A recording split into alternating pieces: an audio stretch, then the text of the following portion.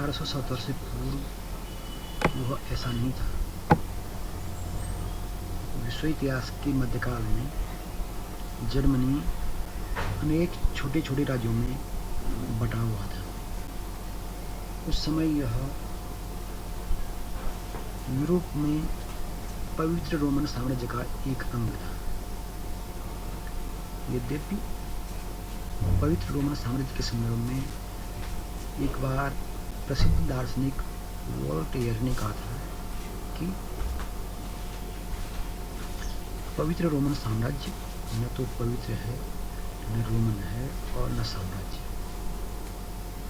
पर यह तथ्य स्पष्ट है कि जर्मनी उस समय विभिन्न छोटे छोटे राज्यों में बटा हुआ था तथा इन सब राज्यों का प्रमुख ऑस्ट्रिया था। जब फ्रांस में नेपोलियन बोनापार्ट एक सम्राट के रूप में सिंहासनारूढ़ हुआ तो सम्राट बनने के बाद 1804 ईस्वी में नेपोलियन बोनापार्ट ने अपनी विदेश नीति के दो महत्वपूर्ण सिद्धांतों पर जोर दिया। प्रथम उसका उद्देश्य था ऑस्ट्रिया, प्रसा, रूस तथा इंग्लैंड जैसे शक्तिशाली देशों की शक्ति को कम करना, उसका दमन करना तथा दूसरा उद्देश्य था निर्बल व छोटे राज्यों की शक्ति में वृद्धि करना। इसलिए उसने 26 दिसंबर 1805 को ऑस्ट्रिया को पराजित करके पवित्र रोमन साम्राज्य का अंत कर दिया तथा जर्मनी के राज्यों को ऑस्ट्रिया से मुक्त करके 1806 ईस्वी में उसने राइन राज्य संघ का निर्माण किया और इस तरह जर्मनी के राज्यों को एक अलग प्रकार से संगठित किया। नेपोलियन के इस प्रयास से जब जर्मनी के राज्य एक संघ में संगठित हुए तो उन्हें राष्ट्रीयता का एहसास हुआ और उन्हें इस बात का अनुभव हुआ कि वास्तव में जब जर्मन राज्य संगठित होते हैं तो निश्चित ही उसे राष्ट्रीय विकास को, राष्ट्रीय प्रगति को, देशभक्ति की भावना को बढ़ावा मिलता है। और इस तरह नेपोलियन द्वारा गठित राइन राज्य संघ ने जर्मनी के लोगों में राष्ट्रवाद की भावना का विकास किया। उनमें स्वतंत्रता, राष्ट्रीयता, देशभक्ति तथा भ्रातृत्व की भावनाओं का प्रचार प्रसार किया। अभी जर्मनी के लोग राष्ट्रीय विचारों से ओत-प्रोत हो ही रहे थे कि 1815 ईस्वी में वियना कांग्रेस ने पुनः जर्मनी में वही पूर्व की स्थिति को स्थापित कर दिया और राइन राज्य संघ को भंग कर दिया। फिर वही पुरानी स्थिति ऑस्ट्रिया को जर्मनी राज्यों का अध्यक्ष नियुक्त किया गया और इस तरह जर्मनी में जो राष्ट्रीयता की भावनाएं पनप रही थी उनका दमन करने का प्रयास कर दिया गया। परंतु वियना कांग्रेस ने जर्मनी के राज्यों को अलग तो कर दिया और पुनः उन पर ऑस्ट्रिया का प्रभाव स्थापित कर दिया, किंतु जर्मन जनता में राष्ट्रीयता की भावनाएं जो प्रस्फुटित हो गई थी उनका दमन करने में वह सफल नहीं रही और जर्मनी के विश्वविद्यालयों में, बौद्धिक वर्ग में, बुद्धिजीवियों में राष्ट्रीयता की भावनाएं पनपने लगी। इसका परिणाम यह हुआ कि जगह जगह जर्मनी में राष्ट्रीय आंदोलन, राष्ट्रवादी विचारों का आदान प्रदान होने लगा। ऑस्ट्रिया का चांसलर मेटरनिख एक घोर प्रतिक्रियावादी था। जब उसने देखा कि जर्मनी में राष्ट्रवादी विचारों को बढ़ावा मिल रहा है तो उसने इन राष्ट्रवादी विचारों पर अंकुश लगाने के लिए 1819 में कार्लसबाद से कुछ आदेशों की घोषणा की। इनको कार्लसबाद के अध्यादेश भी कहा जाता है। इन अध्यादेशों के तहत यह व्यवस्था की गई कि जर्मन राज्यों में कोई भी राज्य अलग से कोई संविधान का निर्माण नहीं करेगा। जर्मन विश्वविद्यालयों में सरकारी प्रतिनिधि नियुक्त किए गए, जिनका कार्य था कि विद्यार्थियों व अध्यापकों की गतिविधियों पर नज़र रखना तथा सरकार को उनसे अवगत कराना।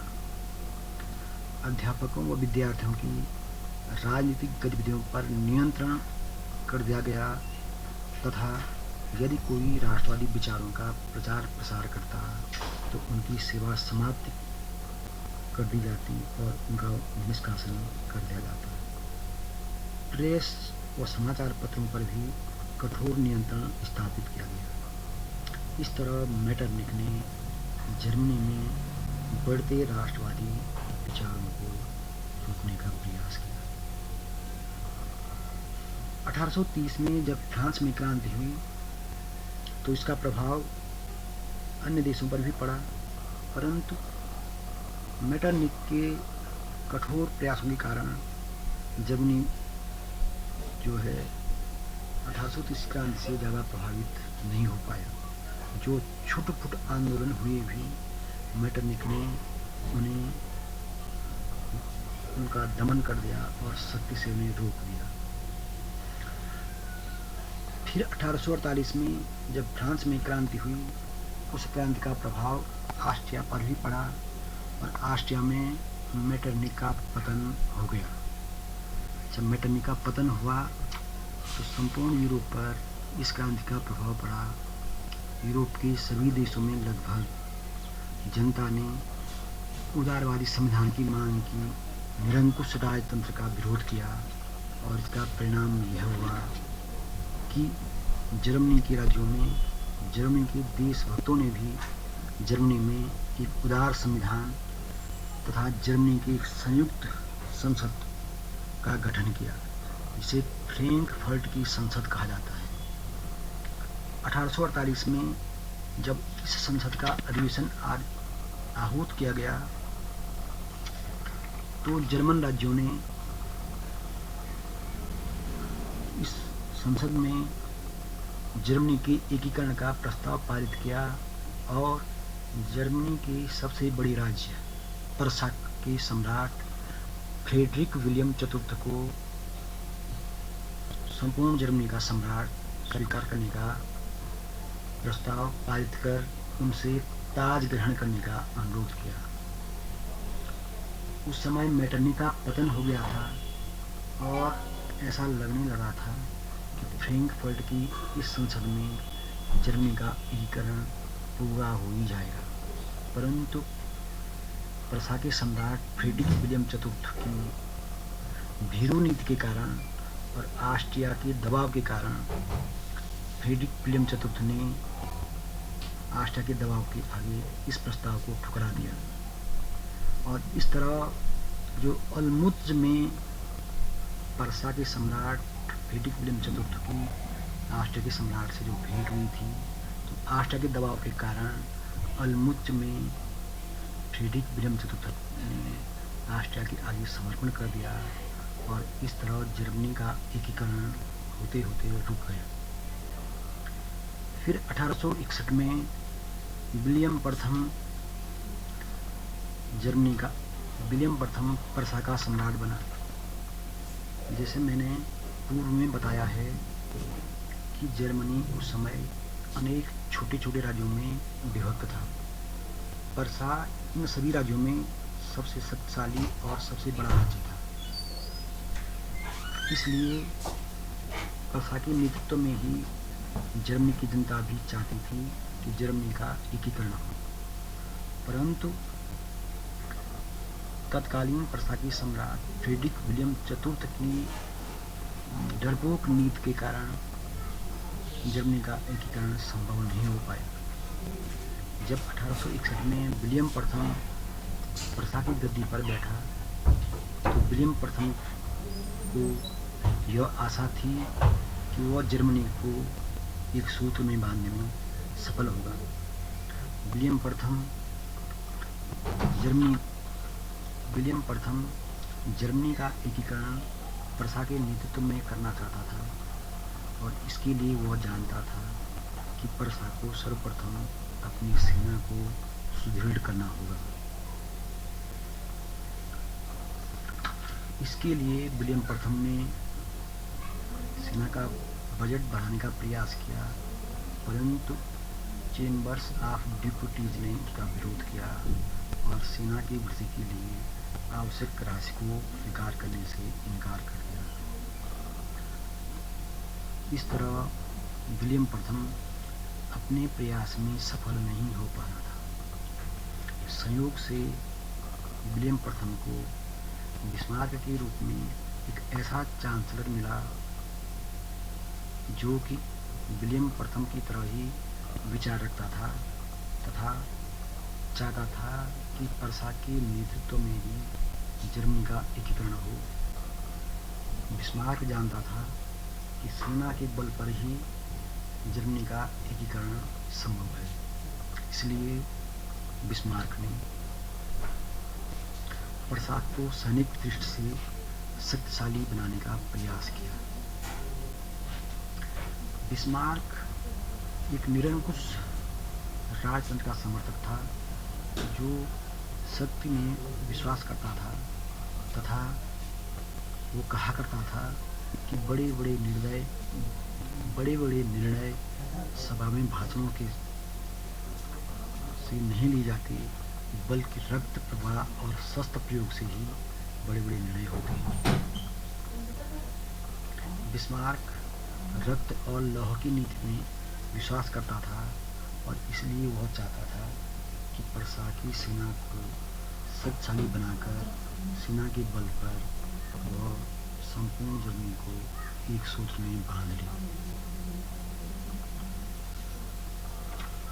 इसके लिए उसने प्रशा की सेना को संगठित करने का प्रयास किया। सर्वप्रथम जब उसने पार्लियामेंट में सेना की सैनिक सुधार के लिए बजट प्रस्तुत किया तो प्रशा की लोकसभा अर्थात चेम्बर्स ऑफ डिप्यूटीज ने बजट को स्वीकार करने से इनकार कर दिया। इस पर बिस्मार्क ने एक नया रास्ता अपना लिया। उसने बिना लोकसभा बिना चेम्बर ऑफ डिप्यूटीज के बजट पास किए ही केवल राज्यसभा की स्वीकृति से ही बजट को पास मान लिया और उसने सेना में वृद्धि करने का प्रयास जारी रखा। वह कहा करता था कि राज्य की आवश्यकता ही विधि है, यदि राज्य की आवश्यकता है तो वही कानून बजट को जो है पारित माना जाएगा।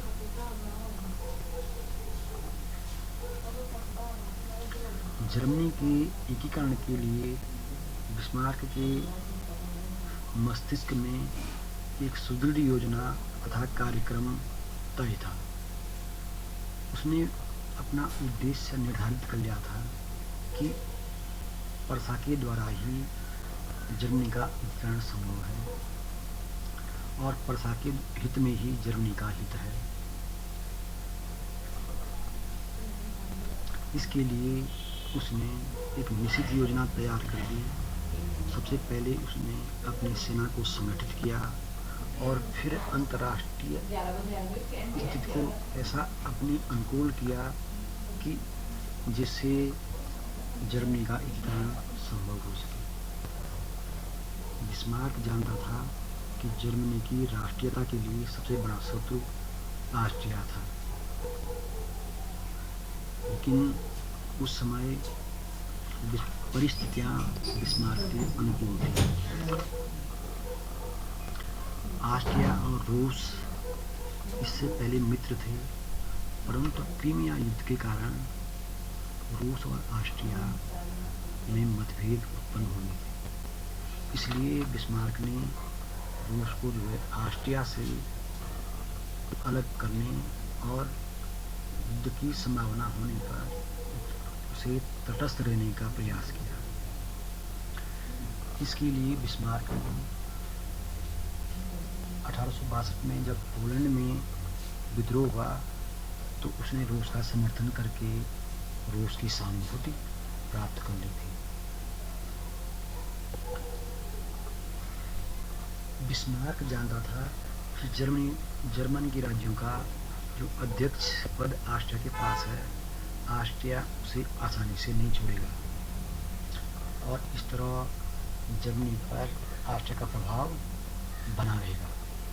ऑस्ट्रिया भी जो है जर्मनी के राज्यों पर अपना प्रभाव बनाए रखना चाहता था।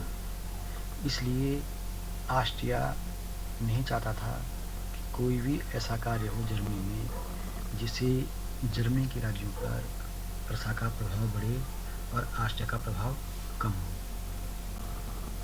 बिस्मार्क के सामने सर्वप्रथम यह समस्या थी कि वह किस तरह ऑस्ट्रिया के विरुद्ध एक माहौल बनाए, ऑस्ट्रिया के विरुद्ध युद्ध करे तथा तत्कालीन यूरोप के शक्तिशाली देशों को तटस्थ रखे, जिनमें फ्रांस, इंग्लैंड, रूस प्रमुख थे। इन सबको ऑस्ट्रिया से अलग रखना तथा ऑस्ट्रिया को अलग थलग करके उसे युद्ध द्वारा पराजित करके जर्मनी से बाहर करना बिस्मार्क का मुख्य उद्देश्य है। संयोग से शीघ्र ही ऐसी परिस्थितियां उत्पन्न हो गई।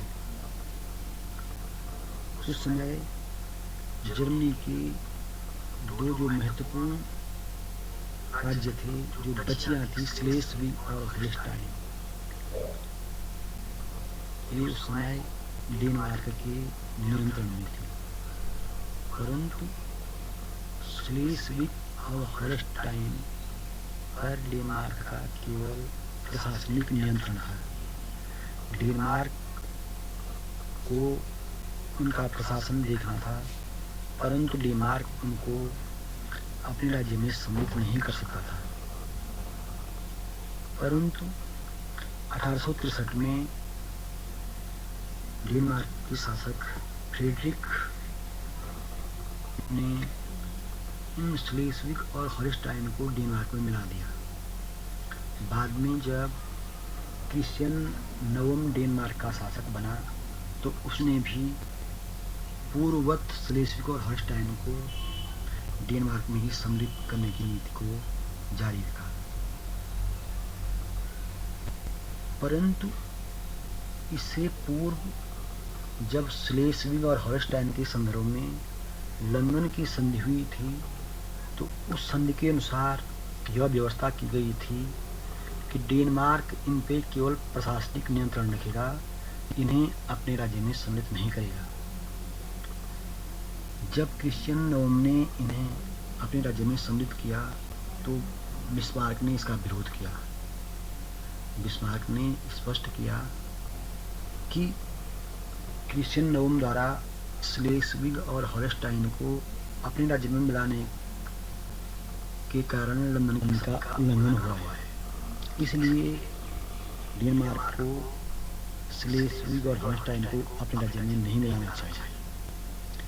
इस संदर्भ में बिस्मार्क ने ऑस्ट्रिया से भी बात की, क्योंकि ऑस्ट्रिया जर्मन राज्यों का अध्यक्ष था, इसलिए ऑस्ट्रिया ने भी इसका विरोध किया।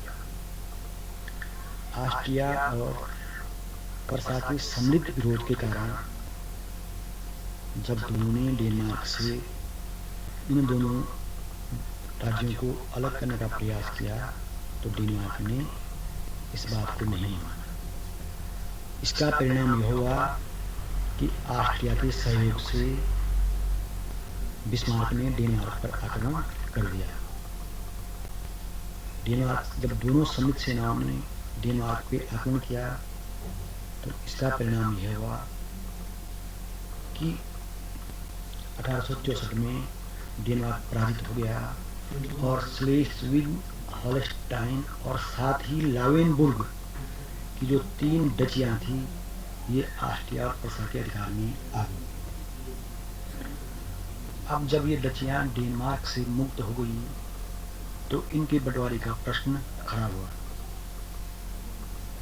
बिस्मार्क ने ऑस्ट्रिया से मिल करके लावेनबुर्ग की डची को तो खरीद लिया और ऑस्ट्रिया से गेस्टाइन नामक समझौता करके यह व्यवस्था दी कि हॉलस्टाइन ऑस्ट्रिया के अधिकार में रहेगा और स्लेस्विग पर्सा को मिलेगा। इस तरह बिस्मार्क ने कूटनीतिक रूप से स्लेस्विग अपने पास ले लिया और हॉलस्टाइन को ऑस्ट्रिया के पास दे दिया।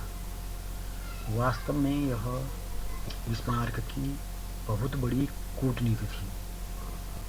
बिस्मार्क ने अपनी इस कूटनीति के कारण ऑस्ट्रिया के समक्ष भविष्य में युद्ध छेड़ने का एक मुद्दा रख दिया, क्योंकि हॉलस्टाइन जो ऑस्ट्रिया को दिया गया 3 ओर से पर्सा से घिरा हुआ था।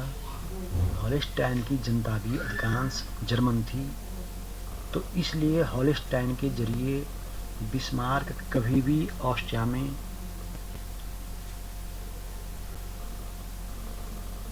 युद्ध की प्रति लोगों को उकसा सकता था और हॉलस्टाइन में विद्रोह करवा सकता था और इस तरह वो ऑस्ट्रिया को उकसाने का प्रयास कर सकता था। शीघ्र ही बिस्मार्क को यह मौका भी मिल गया। हॉलस्टाइन के प्रश्न पर जो है ऑस्ट्रिया और पर्सा के बीच तनाव उत्पन्न हो गया। अब ऑस्ट्रिया ने इस बात का विरोध किया कि हॉलस्टाइन जो है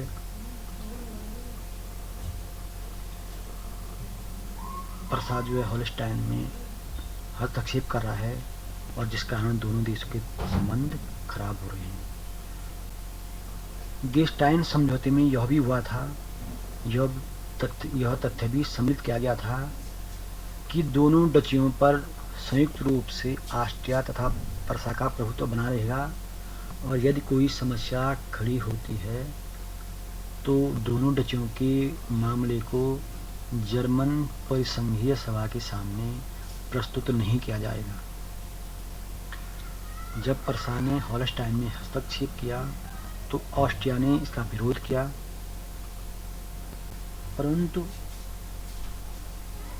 पर्सा ने इस विरोध को शांत करने के बजाय इसको आगे बढ़ाते रहने का प्रयास किया।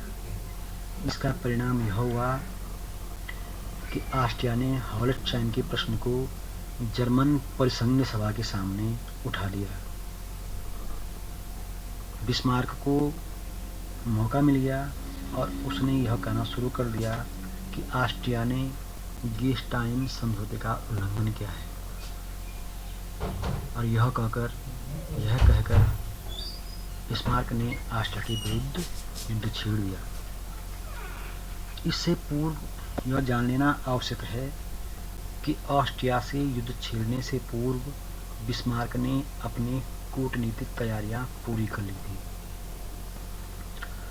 उस समय इटली का जो वेनेशिया प्रदेश था वो ऑस्ट्रिया के पास था, इसलिए बिस्मार्क ने इटली को इस बात के लिए राजी किया कि वो जो है ऑस्ट्रिया के विरुद्ध युद्ध में यदि पर्सा का साथ देगा तो पर्सा बाद में वेनेशिया उसको लौटा देगा।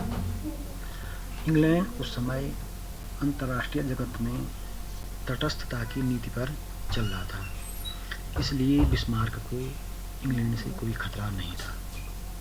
नेपोलियन तृतीय उस समय फ्रांस का सम्राट था और वो ऑस्ट्रिया की सहायता कर सकता था। बिस्मार्क ने बड़ी कूटनीति से 1865 में बियारित्ज के स्थान पर नेपोलियन से भेंट करके उसको इस ढंग से ऑस्ट्रिया और पर्सा के युद्ध में तटस्थ रहने का प्रलोभन दिया कि यदि नेपोलियन तृतीय ऑस्ट्रिया पर्सा के युद्ध में तटस्थ रहा तो वह उसे राइन प्रदेश या बेल्जियम में से कुछ दे सकता है। इस तरह गोलमोल का प्रलोभन उसने नेपोलियन तृतीय को दिया। नेपोलियन तृतीय की उस समय इतनी हिम्मत नहीं थी कि वो बिस्मार्क के समक्ष खुलकर कोई प्रस्ताव रख सकता। इसलिए नेपोलियन तृतीय ने खुलकर अपनी इच्छा प्रकट नहीं की। उसका एक कारण यह भी था कि यदि वो राइन प्रदेश में से कोई राज्य मांगता तो पर्सा स्पष्ट नाराज हो जाता, और यदि वो बेल्जियम की बात करता तो इंग्लैंड नाराज होता। दूसरा कारण ये भी था कि नेपोलियन तृतीय का सोचना था कि यदि ऑस्ट्रिया और पर्सा के बीच युद्ध होगा तो अवश्य ही युद्ध लंबा खींचेगा, जिससे बीच में नेपोलियन तृतीय को हस्तक्षेप करने का मौका मिल जाएगा और वो मध्यस्थ बन करके दोनों के बीच समझौता करेगा और तब जो है अपनी इच्छा अनुसार कुछ भी प्राप्त करने में सक्षम होगा। रूस को बिस्मार्क ने पहले ही अपनी तरफ से तटस्थ रहने का आश्वासन प्राप्त कर लिया था। इस तरह संपूर्ण तरीके से कूटनीतिक तैयारी करके बिस्मार्क ने ऑस्ट्रिया के विरुद्ध 1866 में युद्ध छेड़ दिया। ऑस्ट्रिया तत्कालीन परिस्थितियों में यूरोप का एक शक्तिशाली देश था, परंतु उसे नहीं ज्ञात होता कि बिस्मार्क अपनी सैनिक तैयारी पूर्ण कर चुका है तथा पर्सा की सेना एक शक्तिशाली सेना के रूप में प्रशिक्षित हो चुकी है। इसका परिणाम यह हुआ कि ऑस्ट्रिया जो है पर्सा की सैनिक शक्ति का सही अनुमान लगाने में असफल रहा। परिणामतः जब ऑस्ट्रिया और पर्सा के बीच युद्ध हुआ तो मात्र 7 सप्ताह के युद्ध में ही ऑस्ट्रिया हार गया। जब ऑस्ट्रिया हार गया तो ऑस्ट्रिया ने अंततः